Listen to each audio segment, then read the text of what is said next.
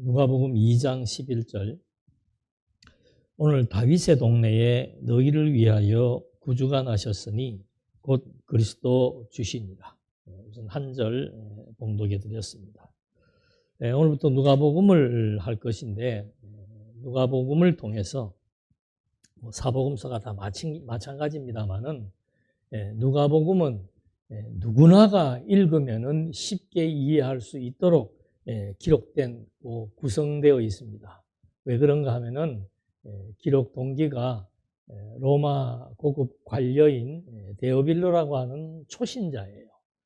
예수를 믿은 지가 얼마 되지 않는 사람에게 누가는 그 당시의 시대적 상황들을 면밀하게 활용하면서 당신이 알고 있는 예수에 대한 구체적인 정보와 지식을 제공해 줌으로써 예수는 정치적으로 로마에 대항했던 그런 존재가 아니고 하나님의 아들이며 하나님의 나라를 세우기 위해서 오신 분이었다라고 하는 사실을 기록하고 있습니다. 그래서 누구든지 예수에 대해서 잘 모르시는 분들에게 설명할 수 있는 가장 좋은 내용을 고르라면은 누가복음입니다.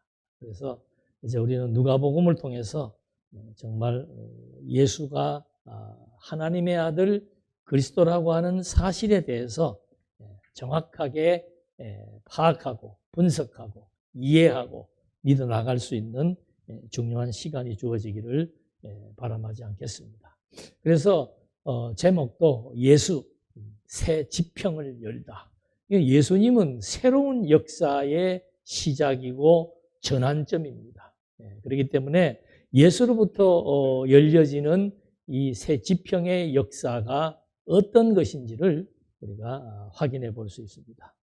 먼저 이 주제가 사역의 완성, 사역으로 하나님의 아들 그리스도를 확증한다. 이것인데 이 사역에 대한 내용을 왜 주제로 삼게 되었는지를 정리해야 되고, 그 다음에 이 누가복음은 누가는 역사가입니다. 의사이면서도 역사가입니다. 그래서 역사적인 데 대한 관심이 많고 어떤 내용을 진술할 때도 역사적인 맥락 속에서 설명을 하기 때문에 누구나가 읽어도 그렇지, 그 시대에 어떤 사람이 어떻게 통치를 했고 그 동네에 역사적으로 무슨 일이 있었다는 것은 누가복음이 아니라도 일반 역사학에서도 기록될 수 있는 그런 내용들로 구성이 되어 있습니다.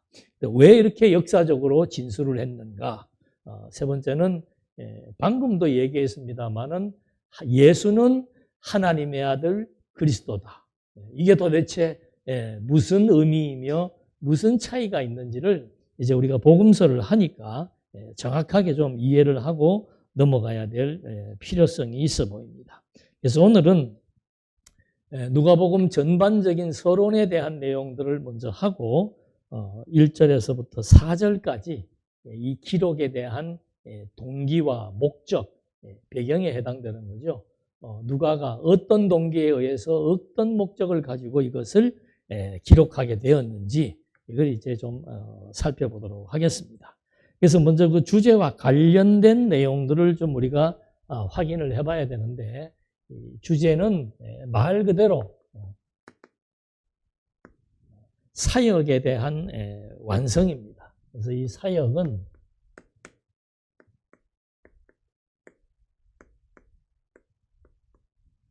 사역의 완성입니다. 조금 풀어서 얘기를 하면은 사역으로 예수의 사역을 통해서 하나님의 아들 그리스도라고 하는 그런 본인의 정체성을 우리에게 확증시켜준다. 그래서 사복음서는 전부 예수의 정체성에 대한 내용입니다. 예수가 누구인가? 그거를 이제 예수님 자신이 스스로가 밝혀주었는데 그걸 마태, 마가, 누가, 요한이 각각의 관점에서 예수에 대한 정체성을 입체적으로 기록해 놓은 것이 사복음서입니다. 그 중에서도 이 누가복음은 예수의 사역을 중심으로 해서 역사적 기록물이라고 모든 사람들이 이 얘기를 하고 있습니다. 그래서 이 사역이라고 하는 뜻을 이제 우리가 정확하게 이해를 하게 되면은 왜 사도 바울이 역사적인 관점에서 예수의 정체성을 밝히려 했는지를 알 수가 있습니다. 그래서 사역이라고 하는 것은 시킴을 받아서 어떤 누구로부터 시킴을 받아서 어떤 일을 하는 게 사역입니다. 그러니까 누가복음에서 말하는 사역의 의미는 누가 하나님께서 누구를 예수를 시켜서 일을 했다는 거예요. 그 일이 사역이에요. 이게 사역이란 뜻은 시켜서 일하게 했다는 뜻입니다. 그래서 이 사자는 하여금, 누구누구로 하여금, 역자는 불일역, 누가 일을 시켰다, 그런 뜻이에요. 그렇다면 이제 그 누가복음의 내용은 예수님께서 하나님께서 시키신 일을 했구나. 다른 말로 하면 예수께서 하나님이 계획하고 작정된 일을 다 완수하셨구나. 그래서 여기에 사역의 완성이라는 말을 쓴 거예요. 왜 그렇게 했는가? 하나님의 계획대로 그 일을 다 완성하심으로써 당신이 내가 하나님의 아들 그리스도다라고 하는 것을 확증시키기 위한 것이다. 그러면 이분이 무슨 일을 어떻게 했는가? 그거는 쉽게 나오는 얘기죠. 무슨 일을 어떻게 했는가?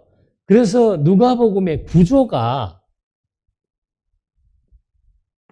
제일 처음에 나오는 것이 뭔가 하면은 하나님의 아들에 대해서 나옵니다. 그래서 마태복음과도 마찬가지지만은 먼저가 정체성에 대한 확립을 해줍니다. 내가 누구인가? 하나님의 아들이에요. 그러니까 하나님의 아들이라고 하는 사실에 대해서 1장으로부터 9장 17절 주보에 나눠 있죠. 그것대로 주보에 나와 있는 그대로 제일 먼저 하나님께서 시키신 일을 예수가 하는데 그 예수가 누구인지를 먼저 소개하는 내용입니다. 그 다음에 무슨 일을 하는가? 그 하는 일이 바로 나라의 사역입니다. 그 나라는 바로 하나님의 나라지요. 그러니까 예수님이 오셔가지고 하나님의 아들 예수가 오셔서 하나님의 나라를 세우시는 내용이 9장 18절로부터 21장까지 소개되고 있는 겁니다. 그러면 하나님의 나라를 어떻게 세우는가? 그게 이제 대속 사역입니다. 여러 번 말씀드렸지요. 대속, 속죄, 구속 이런 얘기를 말씀드렸습니다만은 대속이라고 하는 것은 대신해서 죄인들을 대신해서 죄에 대한 죄로부터 해방시켜 구원해 주는 사역을 대속 사역이라고 합니다. 이게 이제 22장부터 24장까지 나타나게 되는 거죠. 그러니까 사역이라고 하는 그 주제하고 맞도록 내용이 하나님께서 예수를 통해서 일을 시켰다. 그 일은 무슨 일인가? 그리고 어떻게 그 일을 이루셨는가? 그게 이제 본문에 나와 있는 구조대로 다 이렇게 구성이 되어 있습니다. 그래서 누가복음은 물론 역사를 중심으로 해서 썼지만 굉장히 논리적입니다. 논리적인 것들도 우리가 하나하나 찾아볼 필요성이 있습니다. 그리고 이제 이 하나님의 나라에 대한 내용들이 이제 본론적인 내용들입니다. 하나님의 나라를 완성한다. 그래서 이 하나님의 나라라고 하는 것은 마태, 마가, 누가, 요한에 다 나옵니다. 마태가 말하고 있는 하나님의 나라, 그건 물론 유대인들은 하나님이라고 하는 그 용어 자체를 사용하지 않습니다. 거룩한 존재이기 때문에. 그래서 천국, 하늘나라라고 하는 표현을 통해서 마태복음에서는 하나님의 나라에 대한 소개를 하고 있는 거죠. 그래서 그 하늘나라라고 하는 것은 똑같은 하나님의 나라를 얘기하지만 통치 개념으로 씁니다. 누가? 직분자들, 기름 부음 받은 직분을 통해서 하나님의 나라의 권세를 지니고 있다라고 하는 그런 의미로서 마태는 얘기하고 있습니다. 마가는 그 하나님의 나라에 대해서 여기는 뭐 한 36번인가 나와요. 뭐 횟수는 중요하지 않습니다만은 마태는 36번에 걸쳐서 천국에 대한 얘기를 하고 있고 마가는 14회에 걸쳐서 하나님의 이제 그다음 나머지는 마태를 빼고는 전부 하나님의 나라라고 하는 용어를 씁니다. 그래서 하나님의 마가는 하나님의 나라를 어떤 맥락에서 쓰는가 하면은 하나님의 나라의 주체가 바로 하나님의 아들이신 예수다. 그 얘기를 이제 하기 위해서 하나님의 나라에 들어가기가 어렵다. 그래서 그 하나님의 나라는 주체가 되신 하나님의 아들에 의해서 들어갈 수도 있고 못 들어간다라고 하는 그런 의미로서 하나님의 나라를 마가는 주체의 개념으로 사용하고 있습니다.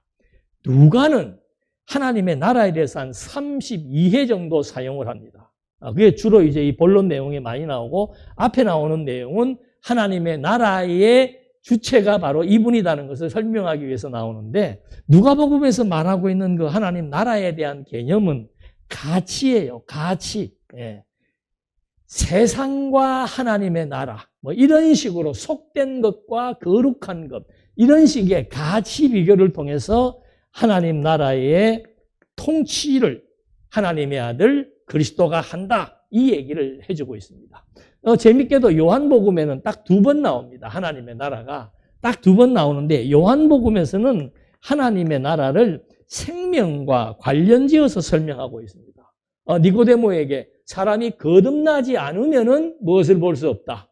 하나님의 나라를 볼 수 없다. 그러니까 하나님의 나라는 새 생명을 얻은 자들이 가는 곳이라는 그런 의미에서 생명과 관련시켜서 말하고 있습니다. 이제 이게 미리 서론에서 말씀드리는 이유가 뭐 마태, 마가, 누가, 요한, 신약 성경에 하나님의 나라에 대한 개념이 엄청나게 많이 설명되고 있는데 그걸 정확히 포착하려면은 맥락을 봐야 되는 거예요. 이 하나님의 나라를 설명하기 위해서 앞에서 무슨 말을 하면서 하나님 나라를 말하고 있는지 이런 개념으로 좀 우리가 이해를 하면 되는 것이고, 자, 이렇게 사역이라고 하는 것은 예수님의 행적 또는 예수님의 하신 일 이렇게 우리가 이해를 할 수 있습니다.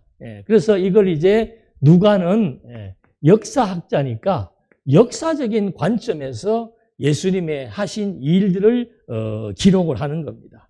그래서 이 역사적 산물 또는 역사적인 맥락에서 기록한 것이 누가복음이다라고 얘기를 하는데 역사라고 하는 것은 뭔가 하면은 인간의 행동과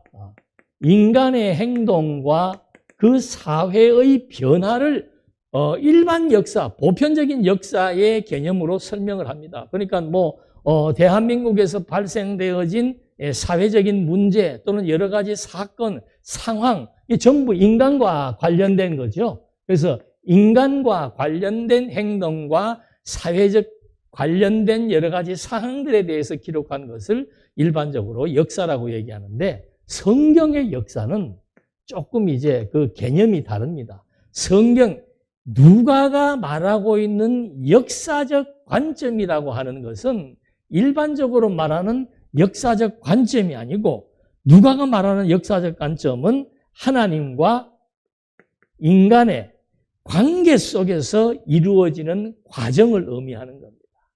하나님 여기 이방인들이 주로 이방인들을 대상으로 쓴 거예요.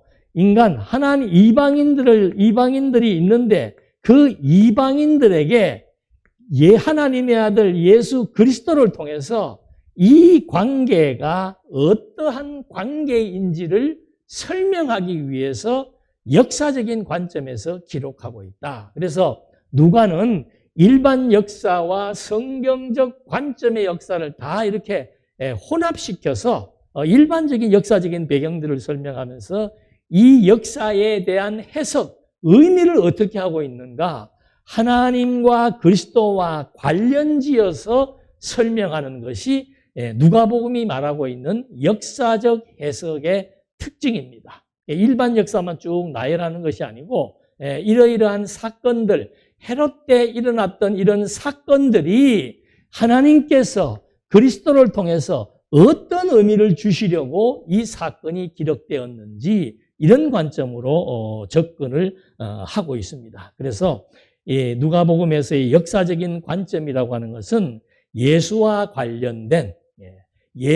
관련된 사람이나 사건이나 문화 등을 당시의 상황에 따라서 그리고 사실에 기초해서 기록한 것이다. 이게 이제 누가복음을 역사적 산물이다 또는 역사의 기록물이라고 말하는 그 역사에 대한 개념을 우리가 한번 정립을 한 겁니다. 그러니까 그 사역이라고 예수님이 하신 일이라고 하는 것은 시간 세계 속에서 사람들과의 관련된 상황으로 말미암아 발생된 일이기 때문에 누가는 역사라고 하는 이 개념을 가지고 와서 기록을 하기 시작하는 겁니다. 이렇게 기록하는 또 이유 중에 하나는 뭔가 하면은 어떤 사실에 대해서 우리가 설명을 할 때 바로 그냥 막 하나님이 어떻고 얘기하는 것보다는 그 당시에 몇 년도에 누구에 의해서 이러이러한 일이 발생했다. 그건 사실이에요. 다 알고 있는 일이에요. 그러면 그 사건이 도대체 어떻게 무슨 이유 때문에 발생했으며 무슨 목적을 가지고 있는가 이렇게 이제 설명하는 것이 성경적 역사관에 의해서 해석하는 해석의 방식이다. 이것만 우리가 이제 기억을 좀 하시면 됩니다. 그리고 기록자 누가는 성경의 기록자 중에서 유일하게 이방인 출신입니다. 헬라 사람이에요. 그래서 그의 고향은 수리아 안디옥 출신입니다. 이 재밌는 것이 이 수리아라고 하는 지역은 여기예요. 여기가 수리아에 있는 안디옥, 아스루 지역에 있는 안디옥이라고 하는 곳입니다. 여러분 혹시 기억하십니까? 이게 어떤 장소인지.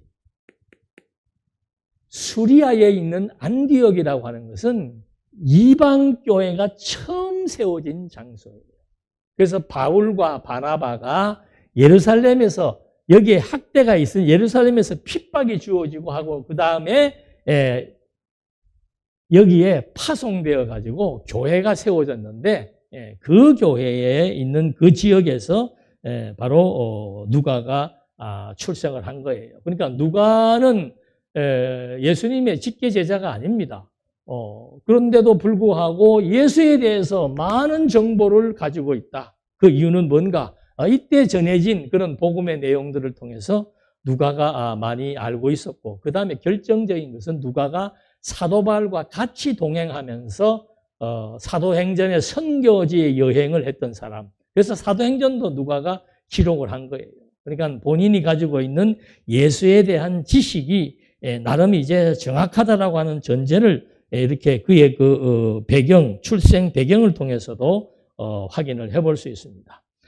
그 다음에 지금도 조금 전에도 말씀드렸습니다만은 이 누가복음의 그 역사적인 배경이 바로 데오빌로에게 예수에 관한 올바른 지식을 제공하기 위해서 썼다 그랬습니다. 근데 이 데오빌로는 로마의 관료고, 황제는 아니고 높은 관료, 총리가 되었든지 장관이 되었든지 하여튼 높은 사람이 예수를 믿는다는 것은 굉장히 고무적인 일이죠. 우리도 지금 이 대구 시장이 예수를 믿는다? 여러 가지 많은 면에서 복음을 전파하는데 도움이 될 수 있는 그런 사람입니다. 유력한 사람에게 복음을 이제 기록하게 되었는데, 처음에 말씀드린 대로 초신자 데오빌로에게 예수의 정체성을 정확하게 설명하라고 쓴 책이기 때문에 내용은 그렇게 복잡하지 않다는 겁니다. 역사적인 과정을 통해서 쭉 기록을 해놓고 우리가 이제 거기에다가 해석해야 될 부분은 하나님께서 그리스도를 보내어서 어떠한 일을 했는데 그 일에 대한 동기와 이유와 목적이 무엇인지를 밝혀내기만 하면은 너무도 쉽게 예수에 대해서 설명할 수 있도록 기록된 내용입니다. 그 다음에 또 한 가지는 그 관료에게, 로마 관료에게 이것을 편지를 쓴 또 한 가지 이유는 뭔가 하면은 예수의 정치적인 결백을 입증하고 싶은 거예요. 예수가 무슨 로마에 저항을 하고 새로운 정권을 세우기 위해서 했다고 많은 사람들이 유언비어를 터뜨렸는데 그것이 아니라고 하는 것. 예수는 하나님의 아들이고 유대인이 왕의 족보를 가지고 와서 왕의 통치력을 갖고 있지만 그는 세상 나라를 지배하는 그런 왕이 아니고 하나님 나라를 통치하는 하나님의 아들이라고 하는 사실을 이제 입증하기 위해서 이렇게 기록했다. 그래서 누가복음은, 마가복음은 거의가 다 구약적 지식을 근거로 해서 예수를 설명합니다. 그런데 누가복음은 당대의 역사적인 사실에 근거해서 예수의 정체성을 설명하고 있는 거죠. 그래서 역사적인 배경을 가지고 기록하기 때문에 그 당시의 사회 문제에 대해서도 많은 관심을 갖게 됩니다. 그래서 이제 누가복음에만 특별히 뭐 가난과 질병, 그 계층 간의 갈등, 가난한 자, 부요한 자, 무슨 천국과 복과 저주를 나누고 하는 것도 전부 대비적인 방법이며 그 사회의 계층의 구분을 지어가면서 설명을 하고 있습니다. 그리고 특별히 소외된 사람들에게 희망을 주는 메시지가 되는 거예요. 그 시대에 소외된 사람이 누굽니까? 노예, 그 다음에 여자, 가난한 사람, 뭐 이런 사람들은 완전히 소외되는 계층이지요. 그런 사람들에게 예수를 영접하게 되면은 우리 인간이 회복된다. 우리 인간성도 회복되고 내 인간적인 신분도 회복된다. 그리스도인들은 하나님 앞에서 누구나가 다 공정하고 존중받을 수 있는 존재로 바뀐다. 왜? 하나님 나라의 백성으로 되었기 때문에. 그러니까 로마에 살고 있는 일반적인 시민이나 또는 여러 가지 많은 이방 사람들의 그 현실적인 어려움, 소외된 계층들에게 실제로 예수를 믿게 되면 당신은 신분이 바뀐다. 그리고 당신의 상태, 내면의 상태가 바뀐다라고 하는 메시지를 전달하는 내용도 소개가 되게 됩니다. 그래서 아까도 말씀드린 대로 이 누가복음은 굉장히 역사에 충실했지만 내용은 굉장히 또 논리적이라고 하는 것. 그러니까 이 논리적이라고 하는 것은 제가 한번 사전을 찾아보니까 논리라고 하는 것이 무슨 말인가, 뭐 여러 가지 견해가 있겠습니다만은 인간의 공통 머리에 대한 구조라고 얘기해요. 그러니까 이게 무슨 말, 인간은 공통적으로 누구나가 다 논리적인 뇌의 구조를 가지고 있다는 거예요. 그러니까 보통 사람들에게, 구약적인 지식이 없는 사람에게 예수의 정체성을 설명해 주려고 할 때 앞뒤 맞지 않는 되는 대로 하는 설명 가지고는 안 된다는 거죠. 왜? 인간의 구조가, 뇌의 구조가 이렇게 논리적으로 돼 있기 때문에 그 논리적인 구조 체계에 의해서 누가는 글을 썼다는 얘기예요. 이제 우리가 한번 본문을 살펴보면 될 거예요. 그래서 이 논리적이라고 하는 것은 제일 먼저 나오는 것이 개념이에요. 개념. 누가는 예수에 대한 개념을 어떻게 정의하고 있는가? 그리스도에 대한 개념을 어떤 때 사용하고 있는가? 하나님 나라에 대한 개념을 어떻게 정리하고 있는가? 제일 먼저 그런 개념들을 누가가 정확하게 규정을 했고, 그 다음에 그 개념을 맥락에 따라서, 말도 맥락에, 이게 말이 맥락이 없는 사람은 횡설수설, 맥락적으로 말하는 사람을 논리 정연하다고 얘기하는 거죠. 똑같은 거예요. 그래서 누가는 이렇게 논리적인 구조에 의해서 기록을 했다. 이거는 이제 본문의 내용의 흐름을 통해서 확인해 봐야 될 것이죠. 보통 나타나는 현상은 누가는 역사적으로 기록했다 하는 것은 뭐 누구나가 읽으면 알 수 있지만은 조금만 더 깊이 있게 들어가 보면 누가가 무엇을 설명할 때 개념화시켜서 그리고 앞뒤가 맞도록 설명을 해서 바로 증명하고 있다. 무엇을? 예수가 하나님의 아들 그리스도라는 사실을 저렇게 증명하고 있다 하는 것이 이제 정확한 그 서술 방식을 통해서 드러나고 있는 겁니다. 그래서 뭐 서술 방식은 물론 내용 보면은 뭐 늘 말씀드렸습니다만은 뭐 그 당시에 어느 왕이 있었고 어느 동네에 갔고 그리고 역사적으로 기록하기 때문에 세례 요한의 잉태와 출생 과정을 설명한 것은 누가복음밖에 없습니다. 왜? 역사적인 사실을 기록해야 되기 때문에. 그러니까 순서대로 사건대로 그대로 기록하고 있는 거죠.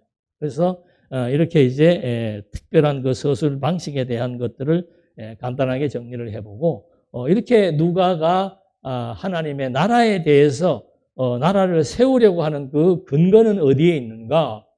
그건 뭐 하나님께서 이미 선지자들을 통해서 이사야 9장 7절에 다윗의 위에 앉아서 그 나라를 굳게 세우고 자금 이후 영원토록 공평과 정의로 그것을 보존하실 것이다. 이미 이사야는 700년 전에 하나님의 아들 예수가 오셔서 하나님의 나라를 세울 것이라는 예언을 하고 있습니다. 뿐만 아니고 에베소서 1장 3절로 5절 말씀에는 창세 전부터 바로 하늘에 속한 신령한 복, 그게 하나님의 나라죠. 이걸 하나님께서는 창세 전부터 하늘에 속한 신령한 복을 하나님께서 뭐 했다? 작정했다. 그래서 성경의 에베소서에 작정되기를 하늘에 속한 신령한 복을 누구를 통해서? 그리스도를 통해서 하나님께서 완성하겠다고 작정이 돼 있기 때문에 하나님께서 작정하신 대로 그리스도를 보내어서 바로 하나님의 나라를 세울 것이다 하는 그 근거가 이사야서는 700년 전 역사적인 근거이고, 창세전 영원한 근거는 어디에 있는가? 에베소서 1장 3절로 5절 말씀에 창세 전부터 하나님께서는 하나님의 나라 세울 것을 약속했다. 그리고 목적은 뭔가? 목적은 뭐 지금도 계속 말씀을 드렸습니다. 예수의 사역을 통해서 바로 예수가 하나님의 아들 그리스도라고 하는 사실을 알게 하고 믿게 하기 위한 것이다. 그러니까 쉽지요. 누가 하나님의 아들 예수가 무엇을 하나님의 나라를 어떻게 그의 십자가의 죽음과 부활을 통한 대석사역을 통해서 완성하시는 것이다. 아주 간단 명료하게 설명이 되고 있습니다. 그래서 이렇게 설명되어지고 있는 누가복음에 대한 일단 도입을 한번 좀 보도록 하겠습니다. 1장 1절에 보면은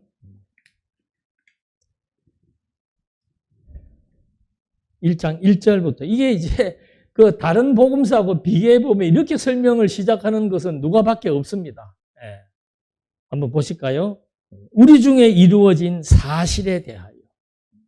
그러니까 누가는 우리 중에 이루어진 사실에 대해서 기록할 것을 밝힙니다. 그러니까 똑같아요. 기록 목적은 예수는 하나님의 아들 그리스도다. 이게 사복음서의 기록 목적일 뿐만 아니고 신약성경 전체의 기록 목적이에요. 예수는 누구인가? 하나님의 아들 그리스도다. 이게 왜 중요한가? 하나님께서 창세전부터 하나님의 아들 그리스도를 통해서 하나님의 나라를 세우겠다고 작정하셨고 그 일을 통해서 보이지 않는 하나님의 존재가 영원하다는 사실을 우리에게 증명해 주기 위한 이게 이제 하나의 계시의 수단이 되는 거죠. 그래서 이런 논리에 의해서 지금 이제 설명이 되는 건데 제일 먼저 나와 있는 것이 우리 중에 이루어진 사실. 마태는 어떻게 나왔다고 그랬어요? 아브라함과 다윗의 자손, 이건 족보예요. 그러니까 이것은 뭔가 하면 유대인의 족보로 시작하면서 예수가 하나님의 아들 그리스도라는 것을 밝히기 위한 포문을 여는 겁니다. 마가는 복음의 원리예요. 복음의 원리. 하나님의 아들 예수 그리스도 복음의 시작이라. 복음이란 뭔가? 하나님의 아들 예수 그리스도로 말미암아 시작되는 것이다. 주어지는 것이다. 도입이 다 달라요. 요한복음은 뭔가? 태초에 말씀이 존재했다. 하나님의 아들 그리스도가 태초부터 영원부터 존재하신 성자 하나님이다. 이렇게 시작을 하는 거예요. 누가는 완전히 다르죠. 우리 중에 이루어진 사실. 우리라고 하는 것은 증인들이에요. 증인들. 그러니까 증인들 중에서 증인들이 다 알고 있는 이루어진 사실. 증인들도 다 같이 알고 있는, 그렇게 해서 이루어질, 증인들이 무엇을 알고 있는가? 이루어진 사실에 대해서 알고 있다는 거예요.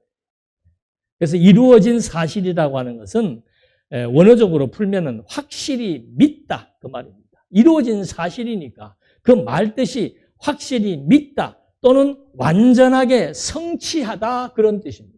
이루어진 사실이라고 합니다. 이루어졌다는 것은 이루기 전에 뭐가 있었다는 거예요? 약속이 있었다는 거죠. 그냥 이루어진 게 아니란 말입니다. 그래서 이제 1장 1절로부터 4절까지의 내용은 이게 구약 성경입니다. 처음부터 구약 성경을 얘기하지 않아요. 이루어진, 이제 여기서 구약 성경이고, 이게 33년, 요 3년의 공생의 예수님의 공적인 사역 기간입니다. 저기 사역이라고 썼지요? 공적인 사역 기간. 하나님께서 예수를 통해서 하시고자 하시는 일을 했던 기간이 3년이에요. 그 기간이 끝나는 때가 33년이고. 그래서 우리 중에 이루어진 사실은 바로 뭔가? 요 예수님의 3년 동안의 공생애에 대한 사역을 의미하는데, 그 이루어진 사실이라고 하는 말의 뜻이 뭔가 하면은 완전하게 성취했다라는 뜻이에요. 그러니까 성취했다라고 하는 말은 무엇이 전제되어 있다? 약속, 언약이 전제되어 있는 거예요. 그러니까 내가 쓰려고 하는 것은 예수의 정체성에 대해서 쓰려고 하는데, 그분이 뭔가, 그분의 하신 일은 뭔가 하면은 이루어진 사실이다. 이미 구약에서 언약대로 그대로 그의 사역이 다 완성된 것이다. 그런 의미를 담고 있습니다. 그래서 예수님도 이 구약 성경을 누가만 그것을 그런 말을 하고 있습니다. 여기 나중에 예수님께서 부활하셨을 때, 예수님이 부활하셨을 때 누가가 예수님이 직접 예언을 합니다. 예수님이 부활한 다음에 자기의 제자들에게 하는 말씀이 구약에 모세의 율법과 시와 선지는 누구에 대해서? 나에 대해서 증거한 것이다. 나에 대해서 말한 것이다. 나에 대해서 언약한 것이다. 그걸 어떻게 했다? 당신의 사역을 통해서 완성했다. 이 말을 누가복음 제일 마지막 장에서 예수님께서 제자들에게 밝혀주고 있는 거예요. 그래서 이제 이 논리적인 것도 나중에 확인해 보면은 이제 재미있는 것이 발견될 텐데, 일단 이루어진 사실이라고 하는 것은 언약대로 성취된 것이다. 자, 여기에서 우리가 일단 하여튼 좀 명제를 던지면은 바로 이 누구인가, 예수는 누구인가, 그리고 그를 왜 믿어야 하나, 그리고 세 번째가 믿으면 어떻게 되나, 이런 세 가지의 질문들을 이제 가지고 누가도 글을 쓰는 거예요. 데오빌로에게 예수가 누구인가, 그 밝히는 겁니다. 그 다음에 그를 왜 믿어야, 당신 지금 믿고 있잖아. 그를 왜 믿어야 되는가? 그리고 그를 믿으면은 어떻게 되는가? 라고 하는 것에 대한 기본적인 명제적 질문을 가지고 이 글이 전개되고 있습니다. 그리고는 우리 중에 이루어진 사실을 처음부터 목격한 자. 자, 첫 번째 이루어진 사실. 이것은 언약대로 성취되었다는 뜻이라 그랬습니다. 두 번째, 처음부터 목격자. 처음부터 목격자 된 자들이라는 것은 바로 그 사건의 현장에 있었던 사람들을 의미하는 겁니다. 12제자일 수도 있고 12제자가 아니라도 예수님과 근접해서, 마리아도 있었죠. 부활할 때 죽음의 현장에 같이 있었던 사람들. 그러니까 현장의 목격자. 이건 확실한 거죠. 자기들이 눈으로 가까이서 본 사실을 가지고 있으니까. 그러니까 내가 기록하는 것은 근거입니다. 언약대로 이루어진 사실이다. 두 번째는 처음부터 목격자 된 증인들로부터 내가 확인한 것이다. 무엇에 대해서? 지금 내가 쓰려고 하는 예수의 정체성, 예수는 누구인가에 대해서 말하려고 하는데, 현장의 목격자들, 처음부터 목격자들, 그들에게 내가 이것을 다 받아낸 내용이다. 그 다음에 세 번째는 그들은 누구인가? 말씀에 일꾼된 자다. 그들은 말씀에 일꾼된 자, 그들이 뭐 한 것이다? 전해준 것이다. 이것만 봐도 논리적이죠. 예수에 대해서 사실, 근거를 밝혀주고, 그 다음에 현장의 목격자, 어떤 사람들에게 들었는가? 현장 목격한 사람들, 그 증인들에게 들었다. 그들에게 뭘 들었는가? 말씀에, 이들은 누구인가? 말씀에 일꾼된 자들이다. 말씀에 일꾼된 자들, 이것은 바로 사실을 확인한 자들. 예수의 모든 행적에 대해서 사실을 확인한 자들. 그들에게 들었으니까 그 전승이 누가가 지금 쓰려고 하는 역사적인 사실이 뭐가 있다는 거예요? 신빙성이 있고 권위가 있다는 얘기예요. 그러니까 처음부터 하나하나 근거 밝히고 누구에게 들었어? 현장의 목격자에게 들었습니다. 그들은 누구야? 그들은 바로 하나님의 말씀에 일꾼되는 자입니다. 사실을 확인하는 자입니다. 이 사실을 그대로 확인하는, 증명할 수 있는 사람들입니다. 그렇게 해서 본인이 바로 증거하려고 하는 것에 대한 신빙성이 있다는 것을 얘기합니다. 그 다음에 네 번째는 뭔가 하면은 내력을 자세하게 저술했다. 내력을 저술했다. 내력이라는 것은 보여준다는 뜻이에요. 그러니까 예수에 대한 행적, 그 본 것을 뭐 했다는 거예요?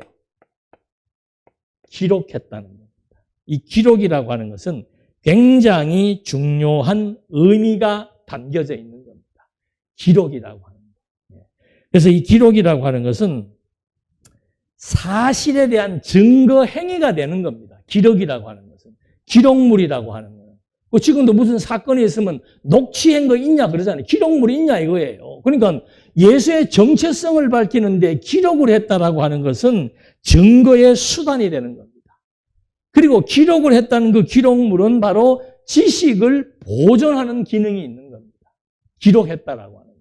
그러니까 이 지금 누가는 이게 그냥 말한 게 아니에요. 인사말하는 정도가 아니에요. 당신이 지금 앞으로 말하고자 하는 것을 체계적으로 증거해 나가면서 내가 하는 말이 얼마나 신빙성이 있고 얼마나 진정성이 있는 사실인 것을 알겠는가? 그걸 여기서 지금 말하기 시작하는 겁니다. 그리고 기록이라고 하는 것은 정체성을 유지시켜주는 내용입니다. 누가복음이 없다면 예수의 정체성이 유지되겠습니까? 안 되지요. 그러니까 여러분, 누가가 이것을 저술했다라고 하는 것은 그냥 책 쓰는 정도가 아니란 말입니다. 예수의 정체성에 대한 그 사실이 이미 하나님의 언약이 이루어진 것이고 그것을 누가 현장의 목격자들이 전해준 그런 확인된 기록에 대해서 내가 그것을 썼다는 거죠. 기록했다라고 여기에서 밝혀주고 있습니다. 어떻게 기록했는가? 개념과 맥락에 따라서 논리적으로 기록했다. 이거는 이제 아까도 말씀드린 내용입니다. 그래서 여기 차례 근원부터 자세히 살핀, 이건 했나? 내력을 저술했다. 본 것을 기록했다. 이건 굉장히 중요한 의미가 있습니다. 그 다음에 기록한 것이 뭔가 하면 어떻게 기록했는가? 모든 근원부터 자세히 살핀 것이다. 기록한 방법까지. 처음에는 기록했다. 어떻게 기록했는가? 무엇을 기록했는가? 현장의 목격자들에게 들은 것을 기록했다. 그러면 어떻게 기록했는가? 처음부터 모든 근원부터 자세히 살핀 것을 기록했다. 그 말은 처음부터 완전히 알고 있는 나도 알고 있다는 거예요. 그것을 기록했다. 증인들에 의한 것을 기록했고 내가 알고 있는 지식을 기록했다. 이렇게 밝히고 있습니다. 그 다음에 어떻게 기록했는가? 차례대로, 이게 이제 방금 말씀드린 그거예요. 차례대로라고 하는 것은 그냥 어떤 정해진 뭐 일반적인 순서가 아니고 이 차례라고 하는 것은 의미적으로 연결시켰다는 그런 뜻입니다. 차례대로라고 하는 것은. 우리가 목차 하면 차례 그렇게 얘기하잖아요. 그러면 그 책에 대한 구성을 설명하죠. 잘된 책들은 이 차례만 보면 다 알 수 있습니다. 왜? 여기에서 동기가 나오고 이유가 나오고 목적이 나오고 그 목적을 드러내는 방법이 나오고 마지막 결론이 이게 차례에 다 나오는 거예요. 그러니까 누가가 이것을 차례대로 썼다라고 하는 것은 맥락에 의한 논리적인 체계를 가지고 기록했다는 말과 똑같은 겁니다. 그래서 이렇게 기록한 이유가 뭔가? 그게 4절에 나오지. 이는 이렇게 기록한 이유는 각하가 알고 있는 바를 더 뭐하게? 확실하게 하려 합니다. 확실하게. 각하가 그동안 알고 있는 내용들, 각하가 초보적인 지식이라고 그랬죠. 데오빌로가 알고 있는 초보적인 지식을 어떻게? 확실히 알아야만 확고한 믿음이 생겨요. 확신이 생기는 거예요. 확실하게 알아야 확신이 생기는 거예요. 확고한 믿음이 생기는 거예요. 이게 믿음이라고 하는 것은 대충 이렇게 믿는다는 것이 아니에요. 이렇게 누가복음이 글을 쓰기 이게 얼마나 논리적입니까? 이런 쓰게 된 동기와 목적을 밝히는데 이렇게 치밀하게 내가 구약적 근거에 의한 내용을 직접 현장의 목격자들로부터 그들이 정했던 말에 대한 확인을 하고 그거를 내가 지금 기록하려고 하는 것이다. 왜? 이것은 완전히 내가 알고 있는 내용이기 때문에 차례대로 논리적으로 논리정연하게 기록한 것이다. 그래서 이것을 이렇게 해서 기록된 이것을 각하가 읽게 되면은 뭐 하게 된다? 확실하게 알게 된다는 말을 해주고 있는 거죠. 그래서 디모데도 그런 말을 합니다. 네가 디모데야, 네가 배우고 확실한 일에 거하라. 배우고 확실한 일. 그래서 이 배운다는 것도 제가 이런 얘기는 몇 차례 한 적이 있습니다만은 이 듣는다는 것은 배우는 과정이 있어요. 배우는 것에 대한 여러 가지 과정이 있는데 방법이 있는데 제일 먼저 하는 것이 듣는 거예요. 듣는 거. 이 비디오 시대가 오기 이전에는 그 녹음 시대였죠. 그때는 그 테이프를 듣는 데란 말입니다. 들어서 얻는 지식, 그것도 막 집중해서 얻어진 지식은 많아야 20%밖에 안 돼요. 20%. 그러니까 동영상이라고 하는 것이 그 배움의 습득 과정에서 굉장히 중요합니다.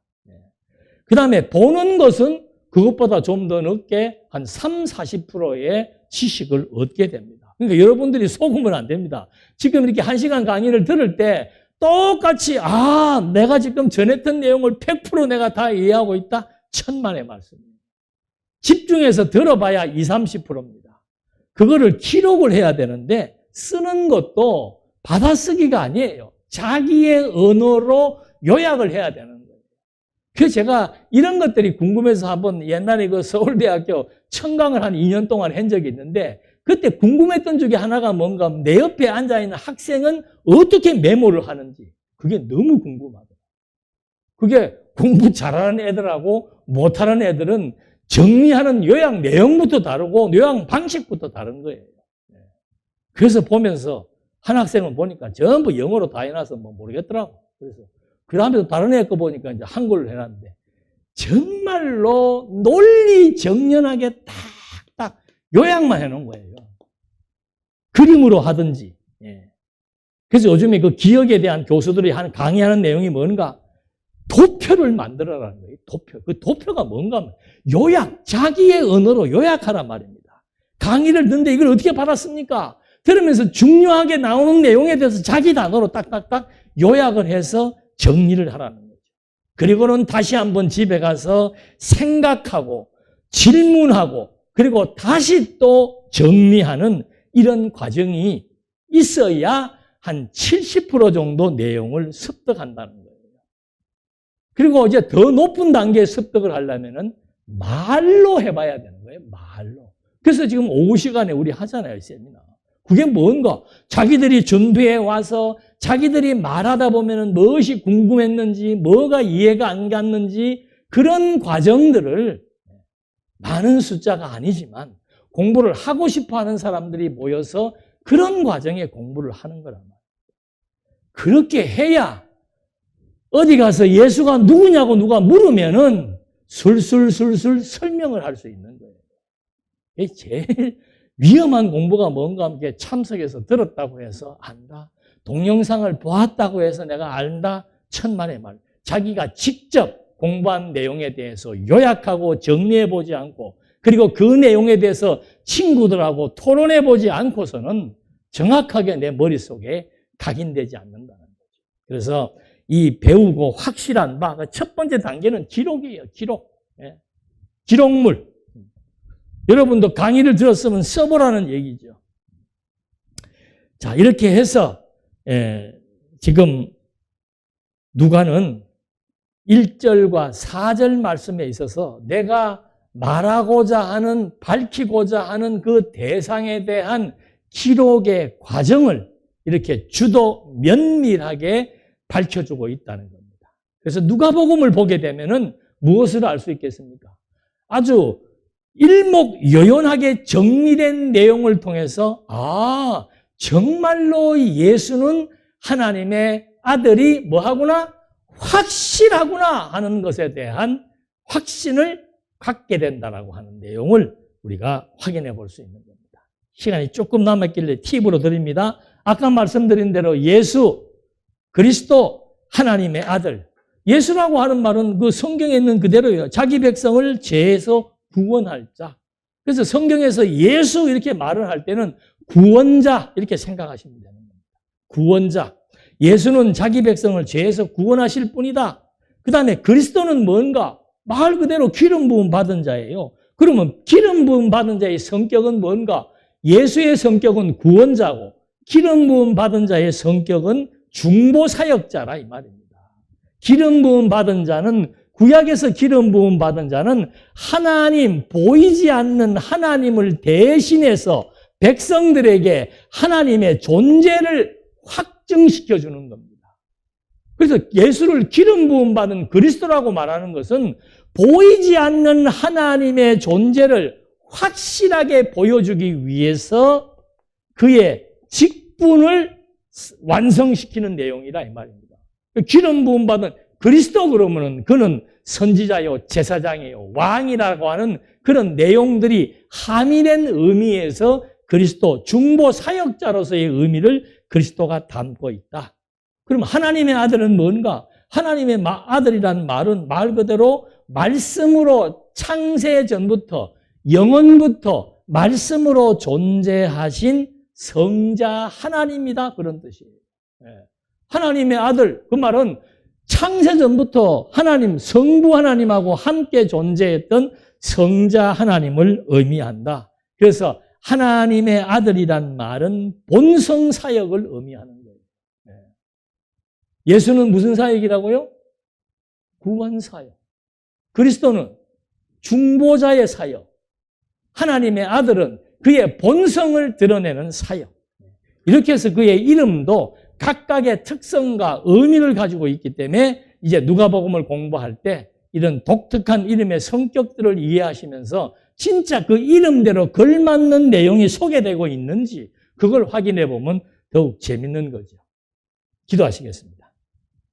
살아계신 하나님 아버지, 구약시대에는 선지자와 제사장과 그리고 왕의 통치를 통해서 살아계신 하나님의 존재를 확정시켜 주었다면 이제는 우리를 죄에서 구원할 예수를 통해서 또 기름 부음 받은 그리스도를 통해서 하나님의 존재를 알게 하셨고 마지막 그분은 하나님의 아들로서 성자 하나님이라고 하는 사실을 우리에게 확정시켜 주었습니다. 이렇게 하나님의 아들, 예수는 하나님의 아들이요 그리스도라고 하는 이 사실이 그냥 이론으로 끝나는 것이 아니고 이분에 의해서 우리의 생명을 얻었고 이분에 의해서 나의 일거수일투족이 지배를 받고 섭리에 의해서 존재하고 있으며 이분에 의해서 우리가 하나님의 자녀로서 아들로서 하나님의 권속으로 살아갈 수 있다는 사실을 또 한번 확인해 보면서 이제 앞으로 전개될 누가복음의 내용을 통해서 왜 예수가 하나님의 아들 그리스도인지를 확실하게 역사적 배경을 통해서 이해할 수 있도록 성령께서 내주 감동, 감화, 역사해 주시기를 예수님의 이름으로 기도드립니다. 아멘.